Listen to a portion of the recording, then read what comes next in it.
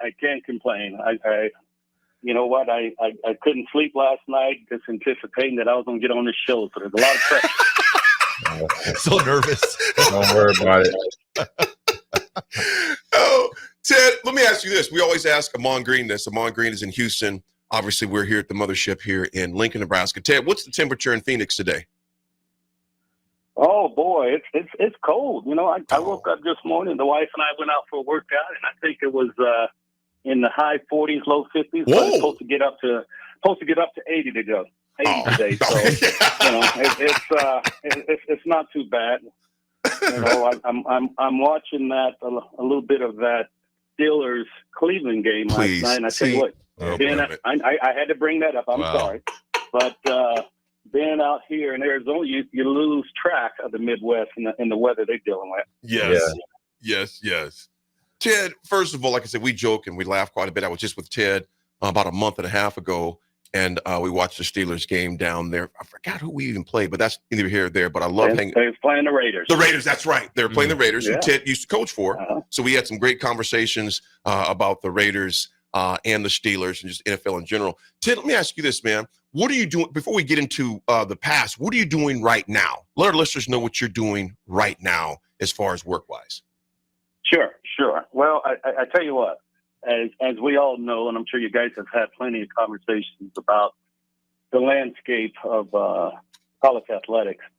You know, so about the last 3 years, I've been feeling somewhat of a, you know, getting to the point where wasn't enjoying it. I mean, I was enjoying the meeting room. I was enjoying coaching on the field, but hated everything else.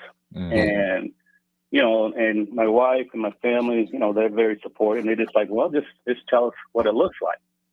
Just tell us what it looks like, you know. So I thought I would have some time to put some things in play as far as making a easier transition. You know, but it's just like that old saying, it goes, if you start planning, every now and then the good Lord lets you know that you're not in control. And obviously when we went through all the nonsense that we went through at Michigan State this past year with Coach Tucker, I looked at that as the opportunity to, you know, to start trying to pivot. And, you know, so I turned down a couple of things to stay in the business. And the wife and I, we had made plans back in 2018 that Arizona was going to be our finish point. So we had started investing in that. And I just told the wife, I said, you know what, let's sell the home in Michigan. Let's head out there and let's figure it out. You know, so I took a few months just to decompress. And then after about 3 months, the wife's looking at me, the dog's looking at me like, why are you still here? Done that. Get back to work. So, been there, done that. So I said, you know what, let me test the waters and see what's out there, because what that little time off showed me is that I'm not ready to completely shut it down. I still need to have a purpose. So I started looking around and you know what, a buddy of mine called me out in Idaho to, you know, trying to get me, Jen and I, to go out there and do real estate with them. And so while we was out there visiting, I get a call from the Charter One School District, you know, which is a charter school, and they're the American Leadership Academy. There's about 17 schools here in Arizona. They have another, well, I think, 9 schools out in the South Carolina, North Carolina area. And they had a district athletic director job that they're looking to hire. You know, I said, yeah, I'd love to visit with you about it. So that was about a 2-month process, going through the interview process with them. And gosh, come July, they called and extended it to me. So that's what I've been doing myself. And it's been fun. You know, I never knew a 40-hour week job exists. Weekends off, you know. So I tell you, it's taken some getting used to, you know, because as you can imagine, in the college world in athletics, you know, you're pretty busy and you're moving at a pretty good pace. So, you know, this slower pace for me, although it's been good, it's been an adjustment. My, you know, I'm getting to spend more time with the family. I'm doing a lot of firsts. I mean, I probably watch more football than I did my whole 29-year career coaching, because obviously when I was coaching, that was the last thing I wanted to do was watch it. Mm-hmm. So I watch it, but I can watch it differently now. And sure, I might know some things and look at some things, and but outside of that, it's been good, and I can honestly tell you, this has probably been in the last year only one case where I felt a certain kind of way, and that happened AD a few weeks ago when we went to visit my daughter, and my daughter's dating a young man that works for the 49ers. Mm-hmm. So we went to a football game, and we went there early. So we went to his office, and I said, you know what? I said, hey, let me put on some practice tape. Let me see what the game plan is this week. So we was watching tape, and I had that Cowboy remote in my hand. And that's the first time I had that remote in my hand, and I mean, you're talking about a year, right?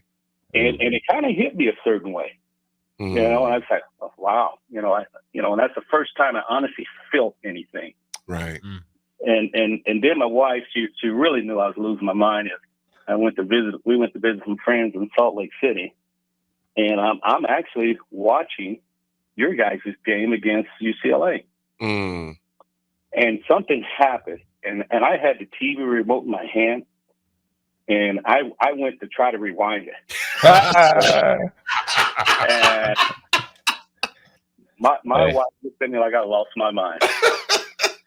Hey, everyone some of them habits you can't shake right there. That would erase the game. Those are the only moments I've had where I kind of felt a certain way. But other than that, that's what I've been doing, guys. Just staying busy and district athletic director, and spend a lot of time with the ADs and going around, to games and just supporting them and just trying to, it's almost like just trying to give back. Figure I have some knowledge that I can extend to them if they want to hear it. AG, go ahead, my man. Yeah, being in that position, I kind of know what you're talking about. You're kind of hovering and watching, Coach. But what's been, I say, the biggest difference from when you were coaching to now, kind of just managing, like you said, managing the teams and organizations, or the high school where you're at right now? Honestly, it's been smoother than I thought it would be, because at the end of the day, you're still dealing with people, and that's my strength, is dealing with people and relationships and getting to know people, and so that didn't change. I mean, from day one when I took this job, when I didn't know right from left, the one thing I did know is, you know what, I'm gonna get out and be amongst the people. So I'm talking about day one. And that kind of caught my immediate boss, kind of caught him off guard, because he figured, they thought they was gonna have to babysit me. I said, no, I'm good. I'm good. So we went out and about and got to know the people and started talking. So that piece has been a smooth transition. I think the hardest, and it hadn't been hard for me, is when I do go to a practice or I do go to a game, is I make a point not to make anybody feel uncomfortable.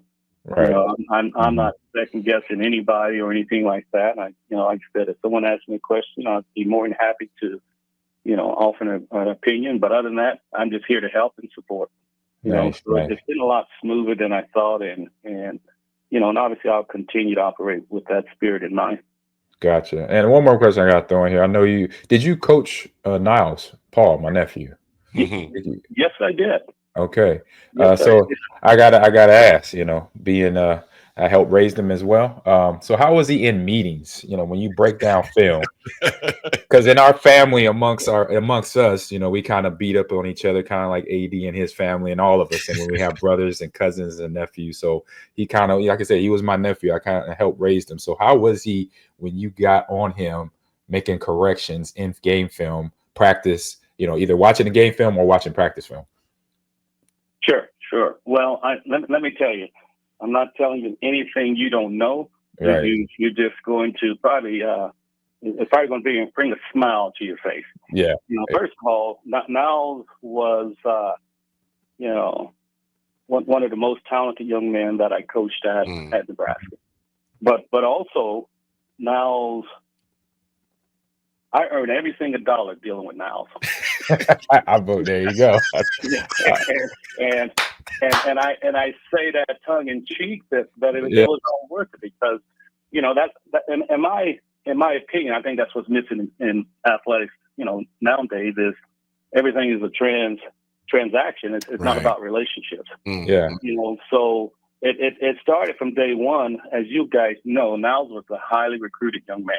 Yep. And, so coming in, there was a lot of expectation.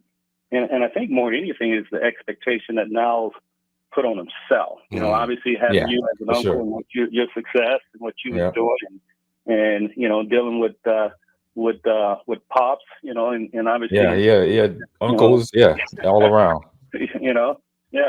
So there's a lot of pressure there, a lot of expectation.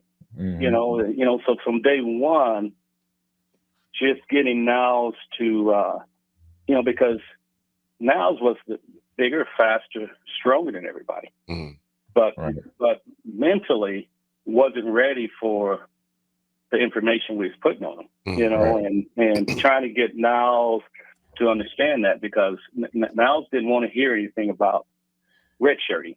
And I'm just like, Niles, listen, I don't want to waste your year. You're going to get 2 or 3 few plays here and there, special teams. Right. Me personally, I don't think that's worth it. But Niles didn't want to hear that. But obviously, about 3/4 of the way through the season, he came in my office and said, "You know what, Coach, I should have listened to you. I should have listened to you." But here's the thing about Niles. Niles was I would say probably the toughest kid I've ever coached. Oh, yeah. And there was no false bravado about that. But with that toughness, Niles had a little bit of Niles was a wild Mustang. And trying to tame that fella, and when I say tame him, it just helped him channel all of that energy he had, helped him channel that competitive spirit, because Niles would get mad and want to fight somebody at the drop of a hat. Oh yeah.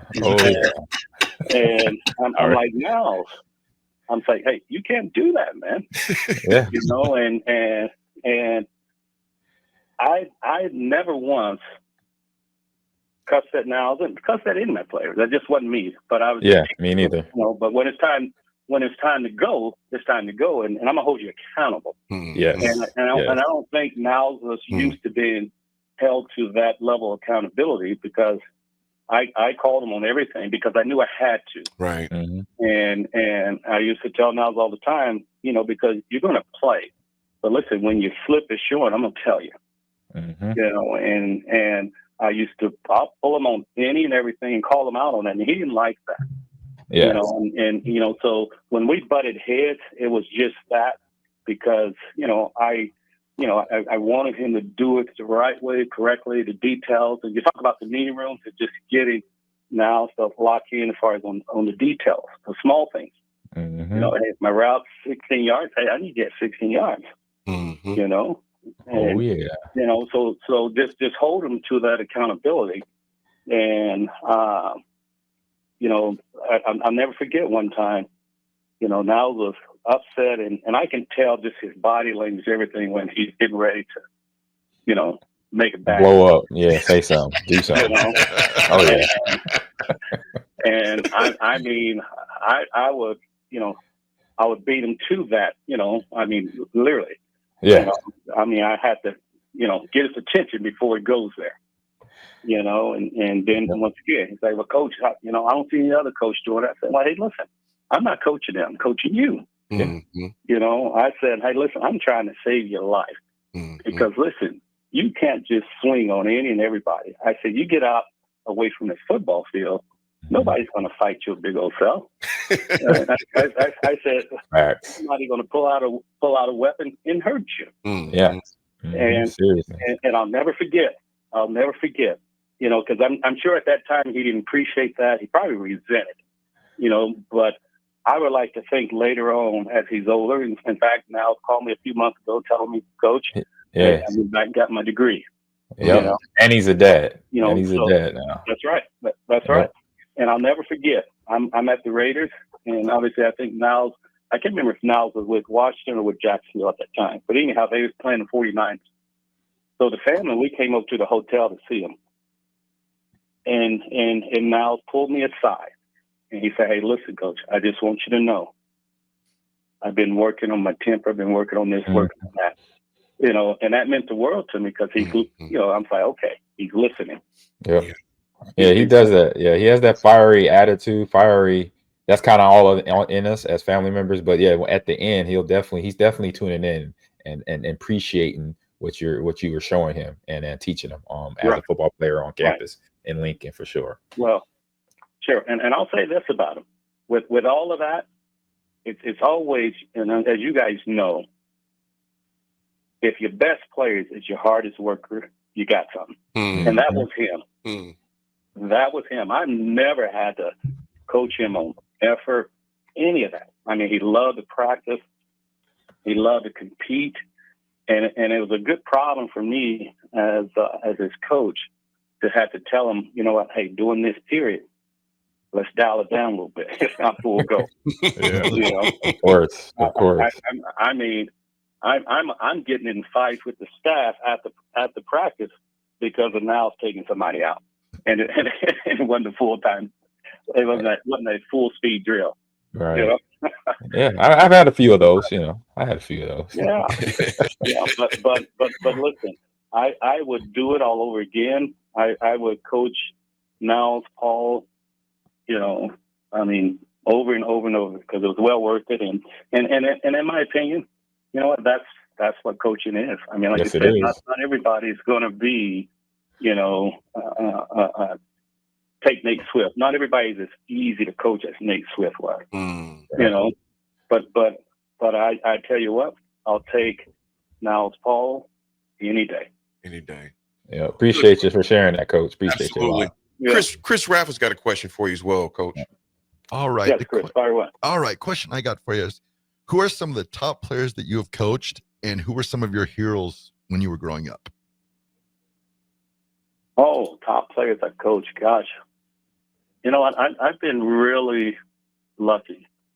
You know, from going back to, I played my college ball at Wyoming and started my coaching career there. And, you know, I had the pleasure of, you know, coaching Marcus Harris, who was Blitnikoff, a receiver, who was very talented young man. As I progressed in my career, if I would go to my time at Purdue, as you can imagine, at that time with Joe Tiller, we was a lot of these spread systems nowadays. They was doing it at that time, and I can recall people saying you can't take that offense into the Big Ten. But I had a couple of bookend wideouts, John Standiford and Taylor Stubblefield, who I still think, you know, probably I'll be shocked if they're still not in the top 10 as far as catching the ball and receiving, you know, as far as a duel. And that's been, you know, 20 years ago. You know, fast forward to, let's go to my time at Colorado. Had a couple of really good players there. DJ Hackett in particular. DJ Hackett. That stands out to me. That was a terrific player. And then, you know, obviously we go to my time at Nebraska. I had a few that I really enjoyed coaching. Obviously, we already talked about Niles, and between Niles and Maurice Purifier, they was probably the most talented, and both of them presented different issues. But I tell you who I also really enjoyed, and my buddies across the country used to give me a hard time, is I had Nate Swift and Todd Peterson. Todd Peterson. and they would call me and say, "Man, how are you winning games with them two white boys?" Hey, it's all in the coaching. It's all in the coaching. Yeah, I said, "Hey, listen, I'll take them two white boys any day." Yep. because it wasn't about the skin color, this and that. They was very, very talented young men that work hard and made us a better team. So, and then if we go to my time at SC, I had three pretty good ones, and Robert Woods, Mike. Oh no! Did we lose him? Oh no, we might have lost him. Maybe we'll have to take a break and get him back on. Are you there? There he is. There we go. He said you guys should take a break. No, you did not. Well, what happened was you said USC and we hung up on it. No doubt. No doubt. You said Robert Woods and who else? Oh gosh, at SC I had Robert Woods, Marquise Lee. Oh wow. Bryce Butler. And, and obviously I ended up leaving to go to the Raiders after that, but also had recruited Nelson Aguilar. So those are some pretty talented kids. Yes, sir. Yes, indeed. And then take away the Raiders experience. And then with Wisconsin, had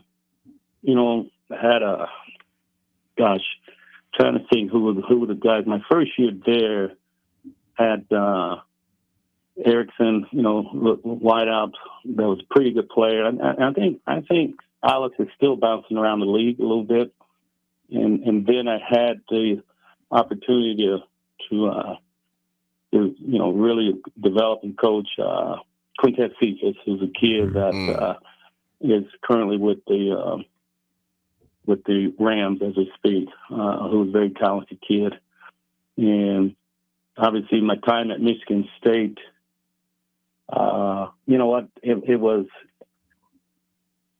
it was Haywood, Connor Haywood, which was a hybrid kind of guy, and that's still playing. He's playing with his brother with the Steelers. Obviously, you know that. And he was a very talented kid. And what was your second part of your question there, Chris? Who were some of your heroes when you were growing up? Oh, my heroes, gosh. I had a lot, but first and foremost, starting with my mom. That's she was it for me because, being the youngest of 8, growing up, single parent family, mom held it down. She was mom, she was dad, very strong woman, worked extremely hard. So this December 1st will be 2 years that we lost mom. But I tell you what, all the way up till the day she passed away, as a grown man, I could go home and put my head on her lap, and it was all good. Yeah, it was all good. So that was my first hero, and then from there, obviously, I'm no different than a lot of the young people growing up. You idolize a lot of the athletes, and I was exposed to pretty much every sport growing up. My mom did a good job of keeping me busy. She firmly believed in idle time is bad time. So I mean, in every sport. So from the basketball world, I was a huge Dr. Gay fan, and to this day, I would love to meet Julius Erving. I know I'd be starstruck on the football field. Growing up, I know you're not going to like this, AD. I was a huge Dallas Cowboys fan. Yeah, I'm aware of that. So you got to deal with it. Yeah, so obviously, from Roger Strawberg to Tony Dorsett, Robert Newhouse, I can name them all. Yeah, that was my team, and you also appreciate this. My best buddy across the street from me, he was a Steelers fan. So depending on what happened in that game, we'd go weeks without talking. Yeah. Hey, that's how it's good. Hey, keeping it real. I love it. Yeah. Teddy. But that's a few of them. I mean, there's so many people that I have been influenced by, but those really stand out to me.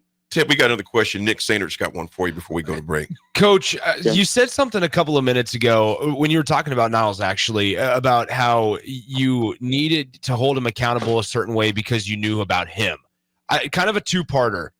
first part is, how long does a process like that take, where you truly understand every single guy in your room, and that each one of them are different and might have to be coached a little bit different? And then the second part of that is, in this current age of collegiate athletics, how much of that is lost? Well, on the first part of your question is you as far as the time frame, I don't know if there really is a time frame, because I chuckle when I hear teachers, educators talk about you teach every young person the same way. Obviously you're following this curriculum, and I chuckle at that, because I don't agree with that at all, because as you alluded to, everybody's different.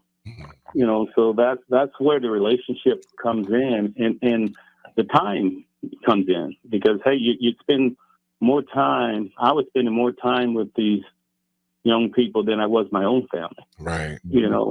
And I learned from the gentleman that I played for, Paul Roach and Joe Tiller. They used to always talk about, they don't care how much you know until they know how much you care. Mm-hmm. And, so you have to get to know them. You have to get to know them and spend time with them. And in doing that, I could figure out very quickly which ones that can handle me coaching them directly, and which ones I can coach through someone else to get to them.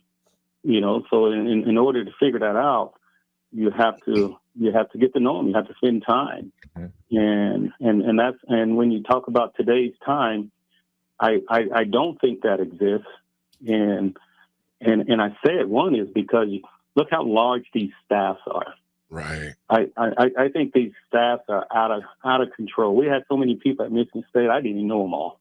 Wow. And but in my opinion, what you create an environment where, as a full-time coach, you get lazy, because you got somebody else doing your work, whether it's making your tapes, whether it's meeting with the kids extra, and that's where those relationships are formed. I mean, I can remember having all of them sitting in my office at once and just sitting around, and we may be talking, going through film, but we're also sitting in there laughing and giving each other a hard time. Mm-hmm.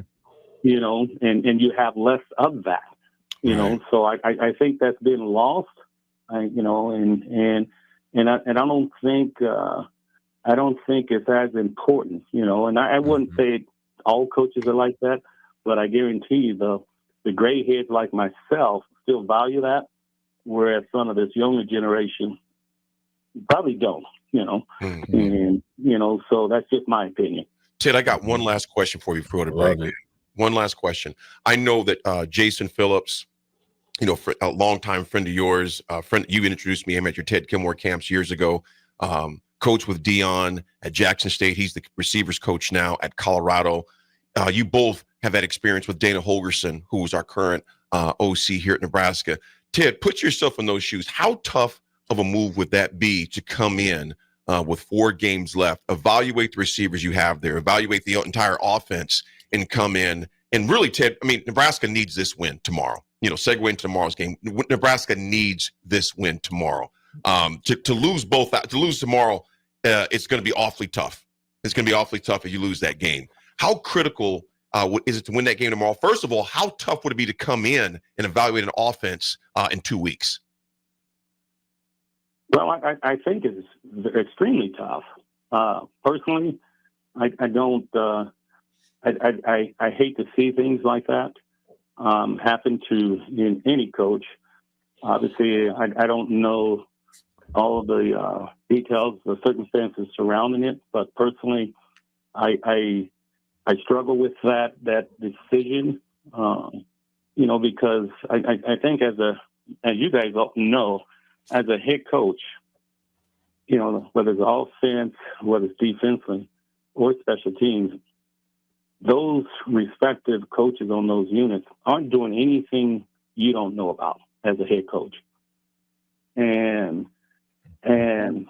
so to do that, I mean, heck, if you wanted more run game, if you wanted more 3-step, if you wanted more vertical game, tell that person. Mm-hmm. Tell that person. you give them a chance to make those changes. But to make that a wholesale change, obviously you're putting Dana in a tough position to come in here and you know, be the savior, you know, because that's you know, you still got the same players. Yeah. And you know, so whatever that mindset is, whatever, you know, if you're struggling as an identity, you just up that even more. Mm-hmm. Mm-hmm. You know, trying to figure out who you're going to be and what you're going to be, and you know, so it's a tough one, you know, but you're going to find out, you know, what your kids are made of, because at the end of the day, it still comes down to, in my opinion, eyes, hands, feet. I mean, you know, There's not a position on the field that that doesn't come into play. And hopefully by now, I came up, what is this? Is this year 2 or year 3 for Year 2 for that stat? Year two. Year 2. Hopefully you've done enough to instill a culture, if you would, you know, one that requires them to have to strain and you know, pull that tool out of your toolbox when you have to. But I think in today's time, that's even tougher when you have this transfer portal and you don't have a lot of kids that's been through it and know how to strain and weather that. So, you know, but the one good thing about tomorrow's game is you got 2 programs that's in the same boat that's finding an identity. Mm-hmm. Mm-hmm. You know, so who wants it more? Yeah, absolutely. Mm-hmm. Ted, I can't tell you how much we appreciate you. Ted, I'm definitely going to have you back on in about 2 weeks or so, because I want to hear, when you talked about the portal, how it changed when you were the NIL, and just kind of your discontent, and also just how you felt about it and still feel about it, and some of your decisions why you didn't go back to the college level, you know, because of the strain on that. Because I definitely want to get into that. So, Ted, I can't tell, but we appreciate you being on, big bro. I love you. I appreciate you. I just hear the coach and you said eyes, hands, and feet. I mean, it's just in you. Me and Ted talk on the phone. He'll call me coach because that's what he's done for 30 plus years. Everybody's coach. Ted, hug Jen, the family for you. Love you, brother. I appreciate you, man. We'll definitely be back in touch with big bro. Hey, I appreciate it, guys, and it's mutual, and I look forward to it. I'll come on anytime. Absolutely. All right, Coach. Thank you. Appreciate you. Ted Gilmore, folks, former Nebraska coach.